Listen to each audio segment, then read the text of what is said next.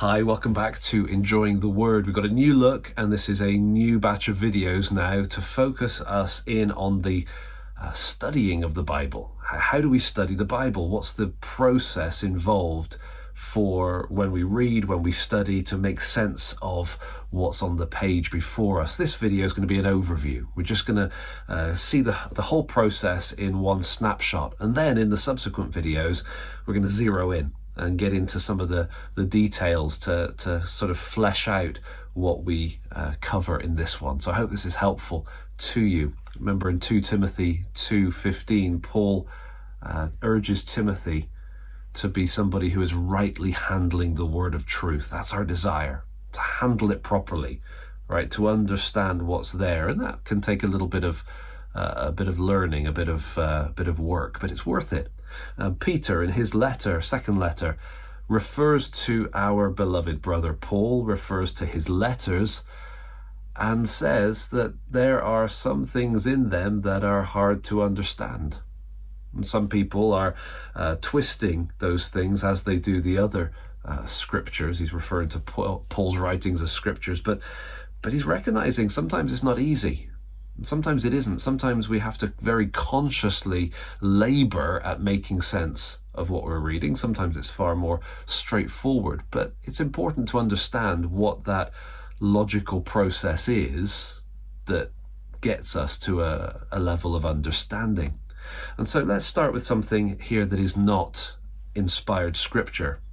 Somewhat important, but not quite inspired scripture. Here's a shopping list. Let's say that my wife has given me a shopping list and I've taken it to the shop. What do I do with that piece of written information, written communication? With any written communication, whether it's a text message or a shopping list or a letter, an email, written communication, there's a process that our minds go through to make sense of what we're reading. First of all, I need to see what's there. It's no good me coming home without eggs and then being asked, well, didn't you see that I'd written eggs on the list? I need to see what's there, right? That's an important first step. Having seen it, I need to understand it. Now, looking at that list there, it's very much in shorthand, isn't it?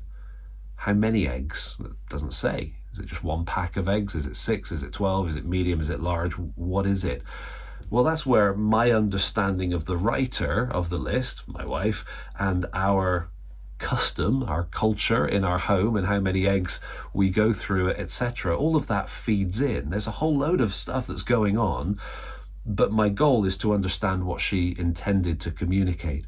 What does she mean by chicken times 2? Is that 2 whole chickens, 2 packs of chicken? Is it 2 small packs, 2 large packs? Is it chicken breast, chicken thighs? What is that referring to? Okay, so I need to process as I'm reading. It's not simply a case of see and do. I need to see and understand before I can then do or respond to it. And so there's a process there. And that process is true for any written communication. And it's not different with the Bible. The Bible is different. It's better, but it's not different in the sense that it's still written communication. And so this kind of logical sequence here of seeing what's there and understanding what the person who wrote it was trying to communicate and then responding appropriately to it, that is the process that we need to be using as we're handling the Bible. So let's just think about those 3 kind of steps. The first one, we need to see, what does the text say? A lot of mistakes that people make with the Bible is not because they've misinterpreted or misunderstood it in some way. Often it's because they haven't seen what's there. They haven't looked closely. It can feel familiar. Our eyes can skim over it too easily. We can assume we know. We need to slow down and look carefully to see, what does the text say? And then, what does the text mean?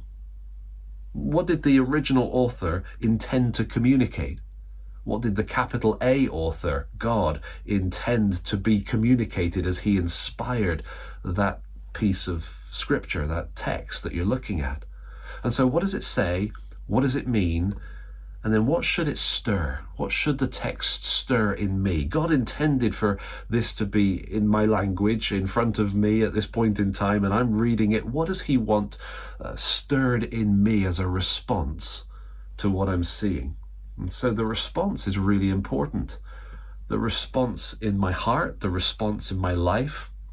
And so those three questions are really important questions for us to keep in mind. And so let me give you a snapshot of the labels that we're going to use. And in subsequent videos, we'll get into the details here. But here it is. First of all, we need to look and see, what does the text say? And then we need to learn. What does it mean? What was the author trying to communicate? What's going on? All the details of that. We need to look, we need to learn, and then we need to respond. What should the text stir in us? And so love and live, these two sort of coming together.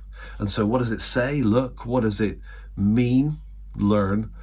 And then what should it stir? Love, live. That's the process we're going to work our way through in the next videos, and hopefully this will be a helpful exercise, a helpful learning process for all of us, because the goal is that we would be enjoying the Word. Thanks for watching. See you soon.